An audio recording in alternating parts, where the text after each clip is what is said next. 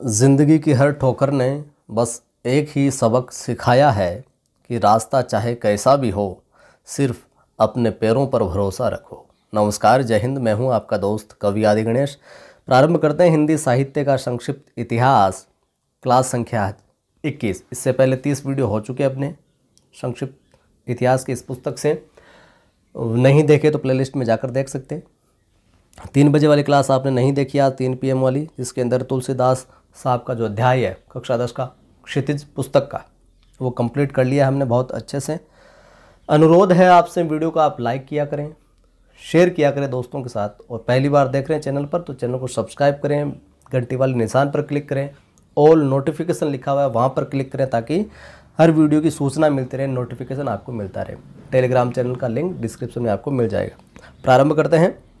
द्विवेदीकालीन उपन्यासों की बात चल रही थी, ठीक है, जिनके अंदर हमने पिछली कक्षा के अंदर जासूसी उपन्यासों को देख लिया था। आज हम अद्भुत जो घटना प्रधान उपन्यास वगैरह है द्विवेदी काल के अंदर, उनको देखते हैं। और द्विवेदी काल में यहाँ पर उपन्यासों को कितने प्रकारों में, 6 प्रकारों के अंदर डिवाइड किया था। तो प्रारंभ करते हैं। अद्भुत घटना प्रधान उपन्यासों में हम बात करें द्विवेदी काल के अंदर, तो विट्ठल दास नागर का आता है किस्मत का खेल 1905। विट्ठल दास नागर साहब का कौन सा है? किस्मत का खेल। बांकेलाल चतुर्वेदी का खौफनाक खेल। नोट करते चलिएगा इनको। तो किस्मत का खेल तो हो जाएगा विट्ठल दास नागर साहब का, बांकेलाल चतुर्वेदी साहब का हो जाएगा खौफनाक खेल 1912। निहाल चंद वर्मा का प्रेम का फल या मिस जोहरा, प्रेम का फल मिस जोहरा। प्रेम विलास वर्मा साहब का प्रेम माधुरी या अनंग कांता, प्रेम माधुरी अनंग कांता। और दुर्गा प्रसाद खत्री साहब का, जो कि कौन है ये? देवकीनंदन खत्री साहब के पुत्र दुर्गा प्रसाद खत्री साहब का अद्भुत और इस युग में ऐतिहासिक उपन्यास है जो लिखे गए, परंतु इन उपन्यासों में इतिहास तत्वों की क्या थी? कमी थी। ऐतिहासिक उपन्यास भी लिखे गए द्विवेदी काल के अंदर, लेकिन ऐतिहासिकता की इसमें तत्वों की जो है क्या कमी रही है। इस समय के ऐतिहासिक उपन्यासों में हम देखें उपन्यासकारों में, तो किशोरी लाल गोस्वामी का नाम है जो प्रमुख आता है। और भी हैं लेकिन किशोरी लाल गोस्वामी का नाम प्रमुख आता है। समय 1865-1932। इस युग के सशक्त उपन्यासकार, जैसे कि मैंने आपको बताया कि प्रमुख उपन्यासों में नाम आता है। किशोरी लाल गोस्वामी के उपन्यास लिखिए। किशोरी लाल गोस्वामी उपन्यासों में तारा व क्षात्र कुल कमलिनी, तारा व क्षात्र कुल कमलिनी, सुल्ताना रजिया बेगम व रंग महल में हलाहल, मल्लिका देवी व बंग सरोजिनी, और लखनऊ की कब्र व शाही महल सरा, ये चर्चित उपन्यास रहे हैं किशोरी लाल गोस्वामी साहब के। ठीक है, नोट डाउन कर लीजिए। किसी ने कल कमेंट भी किया था कि बोर हो रहे हैं हम। तो साथियों, आप बोर हो चाहे आम हो कुछ भी हो, लेकिन ये याद तो हमें करने पड़ेंगे। और यहाँ से इसमें तो इस पुस्तक में तो जो बोर्ड में चलती है लिमिटेड दे रखें, और विस्तार से पढ़े तो बहुत सारे हैं, तो कम से कम इतने तो याद करने पड़ेंगे। बोर होने से काम चलेगा नहीं हमें परीक्षा के अंदर कि हम तो बोर हो गए थे इसलिए पढ़ा नहीं, ये काम चलेगा नहीं। याद करना पड़ेगा साथियों हमें, ठीक है, कैसे भी हो लेकिन याद करना पड़ेगा। गंगा प्रसाद गुप्त ने नूरजहां, कुमार सिंह ने सेनापति और हमीर, ये उपन्यास है जो लिखे। कुमार सिंह सेनापति और हमीर। तो गंगा प्रसाद गुप्त ने नूरजहां लिखा, कुमार सिंह सेनापति लिखा और हमीर लिखा, ठीक है मामला। वहीं जयराम दास गुप्त ने गुप्त के कश्मीर पतन, नवाबी पाकिस्तान व वाजिद अली शाह और मलका चांद बीवी, ये उपन्यास है जो प्रसिद्ध रहे हैं।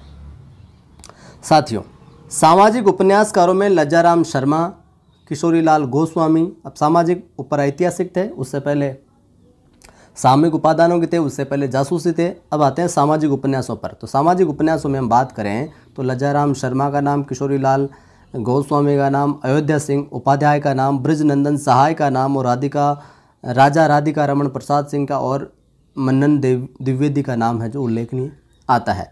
लज्जाराम शर्मा की बात करें तो लज्जाराम शर्मा का क्या है? आदर्श दंपति, बिगड़े का सुधार अथवा सती सुख देवी और आदर्श हिंदू, ये उपन्यास प्रमुख है। तो लिख लीजिए, लजाराम शर्मा के उपन्यासों में आदर्श दंपति पूछा गया है, आदर्श दंपति और आदर्श हिंदू। आदर्श दंपति और आदर्श हिंदू किसका है? लजाराम शर्मा साहब का। और बिगड़े का सुधार अथवा सती सुखदेवी भी इनका है। वहीं आगे किशोरीलाल गोस्वामी के लीलावती व आदर्श सती, लीलावती व आदर्श सती, चपला व नव्य समाज, पुनर्जन्म व सोतिया डाह, माधवी माधव या मदन मोहिनी, अंगूठी का नंगीना, ये उपन्यास है जो विशेष ख्याति मिली थी इनको, गोस्वामी साहब को। अयोध्या सिंह उपाध्याय की बात करें तो अधकिला फूल, ये पूछा गया है, ध्यान में रखना।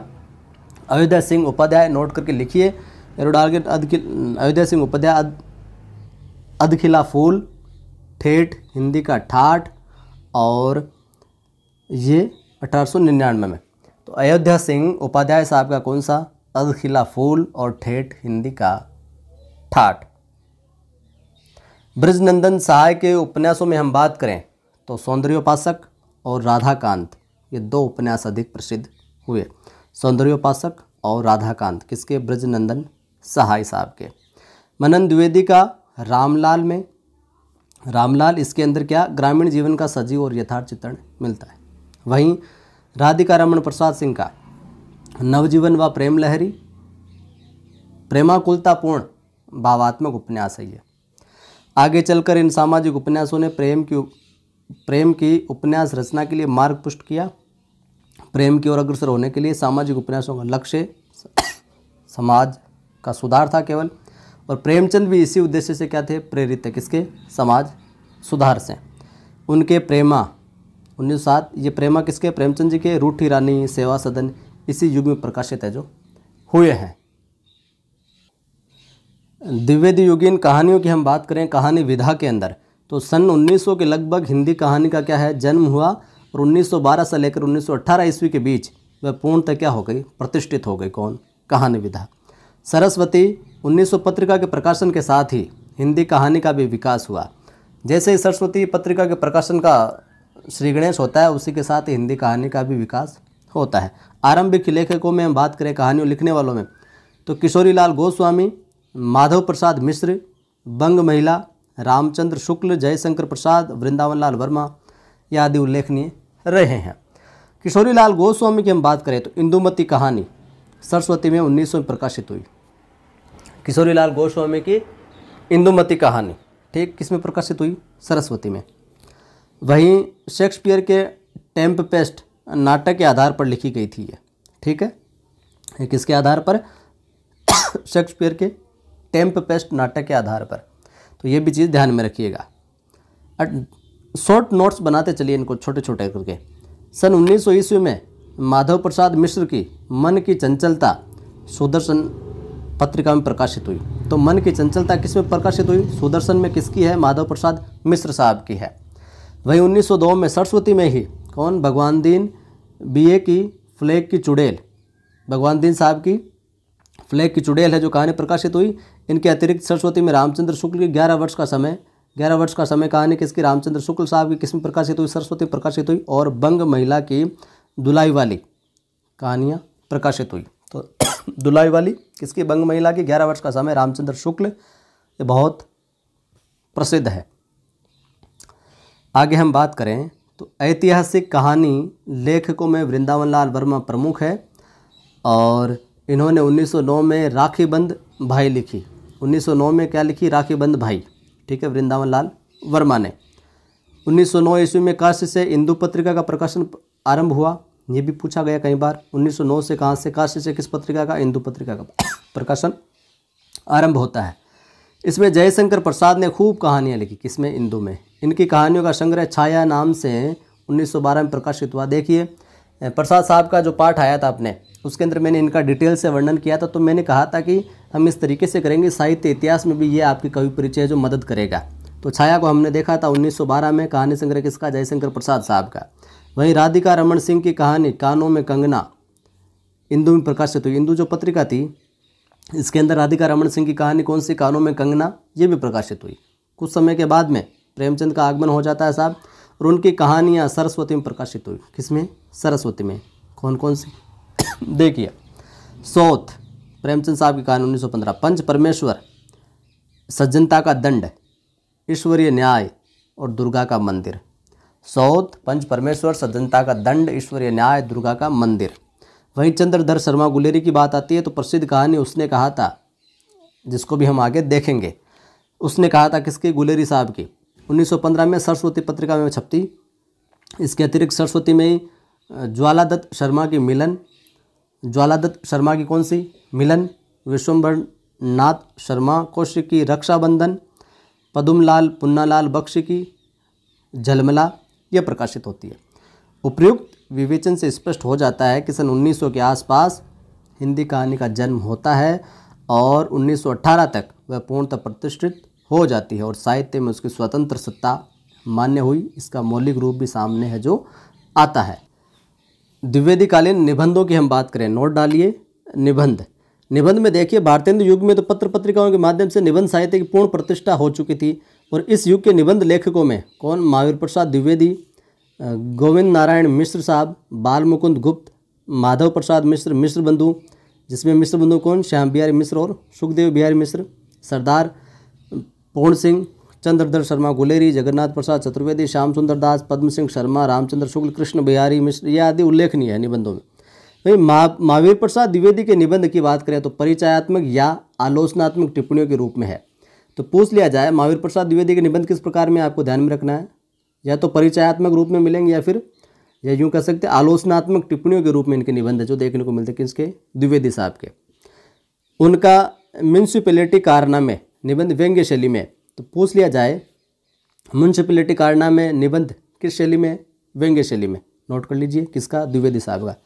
आत्मनिवेदन है, प्रभात है, सुतापराधे है, सुतापराधे, जनकस्य दंड, इनके चर्चित निबंध हैं। गोविंद नारायण मिश्र साहब की हम बात करें तो इन्होंने पांडित्यपूर्ण, संस्कृत निष्ठ और तत्सम प्रधान, समास बहुलता, दीर्घ वाक्य विन्यासपूर्ण गद्य शैली के लिए ये जाने जाते हैं। पूरी की पूरी ज्ञानी वाली बात की है कि हम चमत्कारपूर्ण है, हम व्याकरण के प्रसिद्ध आचार्य, उस हिसाब से लिखें। बाल मुकुंद गुप्त साहब की बात आती है तो हिंदी साहित्य में शिव शंभू का चिट्ठा कई बार पूछा गया, लिख लीजिए। बाल मुकुंद गुप्त साहब का कौन सा है? शिव शंभू का चिट्ठा, इसके लिए बहुत प्रसिद्ध हैं ये और ये पूछा भी गया है कई बार। ये चिट्ठे भारत मित्र पत्रिका में क्या प्रकाशित हुए थे, ठीक है। माधव प्रसाद मिश्र के निबंध कौन? सुदर्शन में प्रकाशित हुए।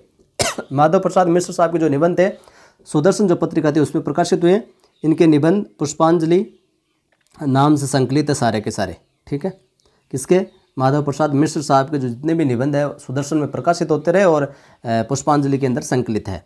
वहीं सरदार पूर्ण सिंह की हम बात करें, सरदार पूर्ण सिंह इस युग के क्या थे? श्रेष्ठ निबंधकार थे। किस युग के? द्विवेदी, ठीक है। इन्होंने कुल 6 निबंध लिखे और प्रसिद्ध भी हो गए। इन्होंने नैतिकता और सामाजिकता को लेकर निबंध लिखे। आचरण की सभ्यता लिखिए पहला, आचरण की सभ्यता, सच्ची वीरता, मजदूरी और प्रेम, पवित्रता और कन्यादान, ये इनके हैं जो निबंध रहे हैं प्रसिद्ध। किसके? पूर्ण सिंह साहब के पूछे गए हैं कई बार ये। इसमें आचरण की सभ्यता, मजदूरी और प्रेम कई बार पूछा गया है। चंद्रधर शर्मा गुलेरी की हम बात करें तो साहित्य क्षमता है प्रतिम थी इनमें। ये पुरातत्व के मान्य विद्वान थे। कछुआ धर्म और मारेसी मोई कुठाव बहु चर्चित बहु प्रचलित निबंध है इनके। तो मारेसी मोई कुठाव ये कई बार पूछा गया, किसका? गुलेरी साहब का निबंध है। और कछुआ धर्म नोट कर लीजिए। आचार्य रामचंद्र शुक्ल की हम बात करें तो श्रेष्ठ मनोवैज्ञानिक निबंधकार थे। मनोवैज्ञानिक निबंधों में 1912 ईस्वी से 1919 तक नागरिक प्रचारणी पत्रिका में प्रकाशित हुए, ठीक है। इनके श्रेष्ठ मनोवैज्ञानिक निबंध जो है नागरिक प्रचारणी पत्रिका में प्रकाशित हुए।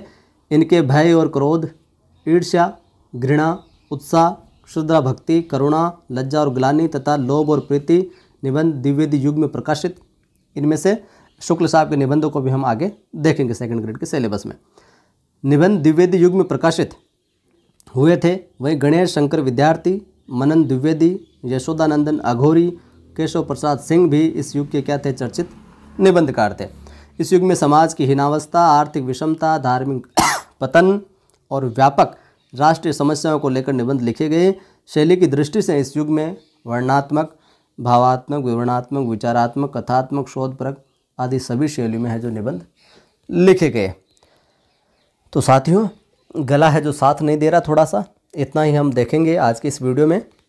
अनुरोध आपसे, वीडियो को लाइक कर दीजिए, आप नहीं किया तो सभी दोस्तों के साथ शेयर करें ताकि वो भी जुड़कर लाभ ले सकें। पहली बार देख रहे हैं चैनल को सब्सक्राइब करके बेल आइकन क्लिक कर ऑल नोटिफिकेशन पर क्लिक करें ताकि हर वीडियो की सूचना आपको मिलती रहे। 3 PM वाली आपने क्लास नहीं देखी, तुलसीदास साहब का जो पाठ है राम लक्ष्मण परशुराम संवाद, वो आखिरी पार्ट आज अपलोड कर दिया था 3 बजे, नहीं देखी तो वो भी देख लीजिएगा।